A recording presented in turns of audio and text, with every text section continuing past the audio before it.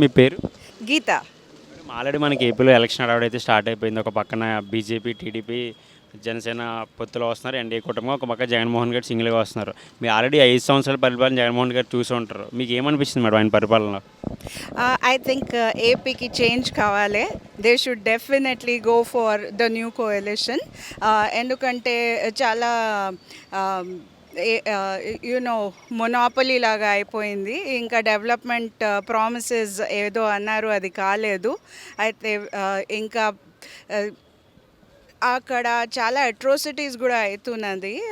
Weather it is conversion అని, whether it is you know Hinduism టెంపుల్స్ని ఎట్లా చేయడం అవన్నీ, that is not democracy.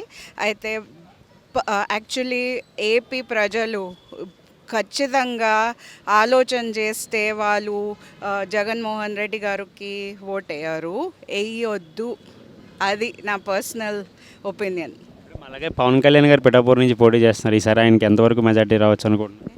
Pawan Kalyan గారికి మెజారిటీ, ఆయన కష్టపడాలి.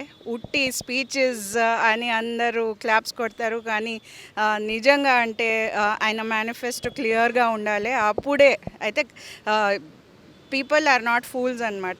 అయితే కష్టమే, కానీ కష్టపడితే సాధించవచ్చు. లోకేష్ గారు ఈసారి విన్ అవుతారంటారు మంగళగిరి నుంచి ఎమ్మెల్యే?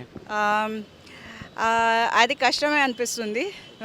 ఎందుకంటే ఆయన కనెక్ట్ కావాలి ప్రజల నుంచి. అది కనెక్షన్ కొంచెం వీక్ అనిపిస్తుంది నాకు. జగన్మోహన్ రెడ్డి గారు ఒక ముఖ్యమంత్రి స్థాయిలో ఉండి మేడం పర్సనల్ లైఫ్ గురించి మాట్లాడుతున్నారు కదా, ఈవెన్ వాళ్ళ సిస్టర్ గురించి కూడా. సో ఎందుకంటారు ఇదంతా దిగజారిపోవడానికి కారణం ఏంటంటారు? పవర్ కరప్ట్స్ పీపుల్ అంటారు. ఇంకా పవర్ ఒకసారి వస్తే వదిలేలేము మనం, ఎవరైనా. కానీ ఇట్లా they need to do something for the people at least. కాదు అదే ఇంకా ఇట్లాంటివి మాట్లాడొద్దు ఎవరి గురించి. ఇంకా ఫ్యామిలీని ఇట్లా అందరు ముంగట చెప్పడం చాలా ఘోరంగా ఉంది. అయితే 3 క్యాపిటల్స్ ప్రామిస్ని అయితే చేయలేకపోయారు మేడం. రీజన్ ఏమై ఉంటుంది అంటారు? ప్రామిసెస్ చాలా చేస్తారు, కానీ ప్రామిసెస్కి ఇంప్లిమెంట్ చేయడం కొంతమందికే అవుతుంది. ఎందుకంటే ఎలక్షన్ టైంలో ఏదో ప్రామిస్ చేస్తారు, ఏదో చెప్పేస్తారు, అందరినీ నమ్మించేట్టు భాషణ ఇస్తారు, కానీ నిజంగా అది పాసిబులా లేదు. దానికి బడ్జెట్, దానికి మ్యాన్ పవరు అన్నీ ఆలోచన చేసి చెప్పాలి కదా. అయితే దాట్ ఈజ్ ఆల్. యాక్చువల్లీ నిజం చెప్పాలంటే ప్రాక్టికల్ కూడా కాదు. మీరైతే ఒక మార్పు రావాలని ఏపీలో కోరుకుంటున్నారు, ఒక హైదరాబాద్లో ఉండి. ఖచ్చితంగా మార్పు రావాలి, అదే నేను కోరుకుంటా. మీ పేరు? నా పేరు అవినాష్ అని. ఆల్రెడీ మనకి ఏపీలో ఎలక్షన్ ఆడడం స్టార్ట్ అయిపోయింది. ఒక పక్కనేమో ఎన్డీఏ కూటమి, కళ్యాణ్ గారు పిఠాపూర్ నుంచి పోటీ చేస్తున్నారు. జగన్మోహన్ రెడ్డి నేను సింగిల్గా వస్తాను సింహం అని అంటున్నాడు. అసలు ఈసారి ఎలా ఉండబోతుంది ఏపీ ఎలక్షన్? ఖచ్చితంగా జనసేన నెగ్గుతుందని అనుకుంటున్నాను. ఇది మా సేన, ప్రజల సేన అని నేను ఎప్పటి నుంచో అనుకుంటున్నాను. చాలా కాలం బట్టి కష్టపడుతున్నాడు ఆయన, 10 ఏళ్ళు బట్టి సుదీర్ఘమైన పోరాటం చేస్తున్నాడు. డెఫినెట్గా అది మా జెండా, మా కళల ఎజెండా. ప్రజలు ఖచ్చితంగా దానికి ఉంటారు అండా అని నేను బలంగా విశ్వసిస్తున్నాను. పవన్ కళ్యాణ్ గారే ఇప్పుడు టీడీపీ పార్టీకి మళ్ళీ కొంచెం ప్రాణం పోసారని చెప్పి చాలామంది అంటున్నారు. అది ఎంతవరకు కరెక్టేనా? అది ఖచ్చితంగా పవన్ కళ్యాణ్ వీళ్ళిద్దరూ కలవడం వల్ల ఖచ్చితంగా హోప్ పెరిగింది. లేకపోతే కొద్దిగా కష్టంగా ఉండేది. ఈసారి మటుకి షార్ట్గా జనసేన నెగ్గుతుందని అనుకుంటున్నాను. ఎన్ని సీట్లు వచ్చి సార్ వైసీపీకి ఒక 30 వస్తాయేమో అనుకుంటున్నాను. మిగిలినన్నీ మనకి కూటమికి వస్తుంది, ఖచ్చితంగా వస్తుంది. మనకి 5 ఇయర్స్ పరిపాలన, 2 ఇయర్స్ కరోనా తీసేసిన 3 ఇయర్స్లో వైఎస్ జగన్మోహన్ రెడ్డి ఇచ్చిన హామీలు ఎందుకు నెరవేర్చలేకపోయారు? ఈవెన్ 3 క్యాపిటల్స్ అవ్వచ్చు, మన పోలవరం ప్రాజెక్ట్ 1 ఇయర్లో కంప్లీట్ చేస్తారని చెప్పేసి అనిల్ కుమార్ యాదవ్ బల్లగుద్ది మరీ చెప్పాడు. సో ఎందుకు నెరవేర్చలేదంట? మన సంక్షేమ పథకాలు అందినాయి అని చెప్పేసి చాలామంది అంటున్నారు. మరి అభివృద్ధి లేదు కదా, మీరు ఏం చెప్తారు?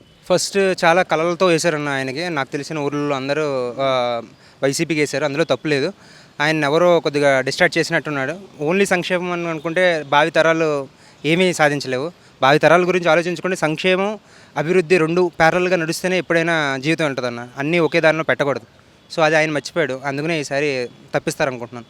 అలాగే రీసెంట్గా జగన్మోహన్ రెడ్డి గారి మీద దాడి జరిగింది కదా, రాయితో కొట్టారు. సేమ్ లాస్ట్ టైం ఎలక్షన్లో కోడికత్తి డ్రామాలా ఈ రాయి కూడా క్రియేట్ చేశారని చెప్పేసి ప్రతిపక్షాలు అంటున్నారు. మీరు ఏమంటారు?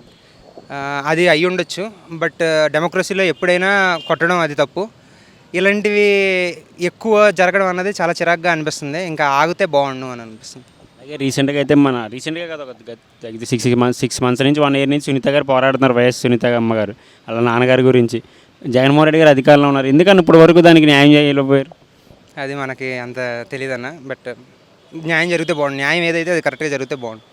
అలాగే వైసీపీలో కొంతమంది బూతుల మంత్రి ఉండేవారు మొన్నటిదాకా నలుగురు. కొడాలి నానిగారు అవ్వచ్చు, మనకి పెన్ని నానిగారు అవ్వచ్చు, కుమార్ యాదవ్ గారు అవ్వచ్చు. ఎందుకు గత కొన్ని రోజులుగా సైలెంట్ అయిపోయారు, ఏమైనా ఓడిపోతామని భయం పట్టుకుందంట. అది నాకు తెలియదు కానన్నా, మన సంస్కృతిలో ఎలాంటి బూతులు రాజకీయం ఎప్పుడూ లేదు. మన ఆంధ్రాలో చాలా మంచి రాజకీయ నాయకులు ఉన్నారు. అది లేకుండా వాళ్ళకి ఎలాగో మంచి నాయకులే, సో అది లేకపోయినా వాళ్ళని మంచి పనులు చేసి ఆదరిస్తారన్న. అది తగ్గించుకుంటే మంచిదని అనుకుంటున్నాను. నెక్స్ట్ భావి తరాలకు మనం ఒక మంచి మెసేజ్ ఇస్తున్నట్టు ఉంటుంది.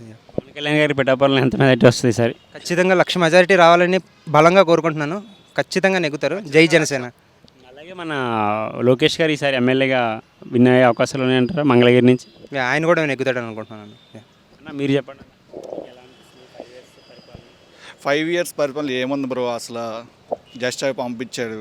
బట్ ఒకటే చెప్తున్నా, అసలు మేము ఆంధ్ర వాళ్ళం కదా, ఇక్కడికి వచ్చి మనం చేయాల్సిన అవసరం ఏముంది? మా ఇంట్లోనే, మా దగ్గర విజయవాడలోనో లేదా రాజమండ్రిలోనో లేదా తిరుపతిలోనో వైజాగ్లో చేసుకునేవాళ్ళం. ఇక్కడికి వచ్చి రావాల్సిన అవసరం ఏముంది? అసలు ఒక్కటి లేదు. ఒకసారి విజయవాడ టు అవనిగడ్డ రోడ్డు వెళ్ళండి, తెలుసుది మీకు. కూచిపూడి అవనిగడ్డ రోడ్డు వెళ్ళండి. అసలు నేషనల్ హైవేస్ ఉన్నాయి కాబట్టి మనకు తెలియట్లేదు, కానీ అది కూడా మోడీ వేయడు వల్ల, లేకపోతే ఇంకా బీహారే. వైసీపీకి నేనైతే 10 అనుకుంటున్నాను అంతే. ఈసారి కూటమే వచ్చింది. 20 సీట్లు జనసేన. నెక్స్ట్ 5 ఇయర్స్లో పవన్ కళ్యాణ్ సీఎం, అంతే కదా.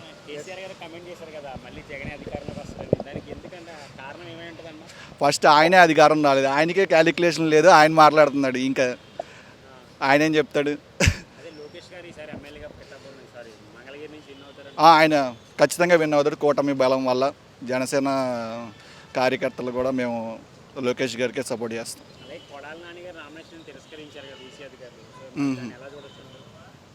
దాని మీద ఐడియా లేదన్నా.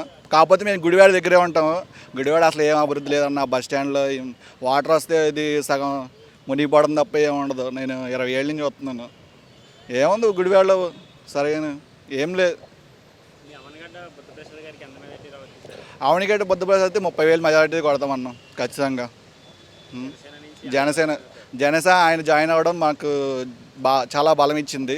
అవనిగడ్డలో జనసేన అభ్యర్థి ఎవరు లేరు. ఆయన రావడం వల్ల బలంగా ఇంకా పుంజుకుంది. మార్పు రావాలి. భావి తరాల కోసం జనాలందరూ ఒకసారి ఆలోచించి చెయ్యాలి. పంచి పెడితే ఏమీ రాదు, క్రియేట్ చేస్తే వస్తుంది. 3 రాజధానులు ఆయన చెప్పడం 3 రాజధానులు అన్నాడు, ఆయన లాస్ట్కి ఒకటే కదా, ఒకటి కూడా చెప్పట్లేదు, చేయలేదు. మాకు సిగ్గుగా ఉంది అసలు ఆంధ్రగా ఇక్కడ చెప్పుకోవడం. అదే ఎవరన్నా రాజధాని ఏంటని అడిగితే అసలు చాలా మొహం చాడేసినట్టు ఉంటుంది. ఒకటి చాలన్నా, ఒకటి చాలు. ఎందుకు సెంటర్లో పెట్టుకుంటే అందరూ వస్తారు. అమరావతి 10 ఏళ్ళ నుంచి పీకింది ఏమీ లేదు, అక్కడే ఉన్నాము. ఇదేమో వెళ్ళిపోతుంది ఇలా, బాధగా ఉందన్న అంతే. మనస్ఫూర్తిగా కోరుకుంటున్నా. చూసే ప్రజలకైతే ఖచ్చితంగా ఆలోచించి వేయండి. జై జనసేన. జై జనసేన. Thank you.